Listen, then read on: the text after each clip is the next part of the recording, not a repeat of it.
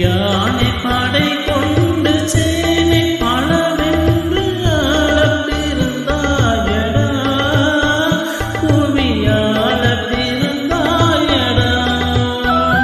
அத்தை மகளை மனம் கொண்டு இளமை வழி கண்டு வாழ பிறந்தாயடா, வாழ பிறந்தாயடா.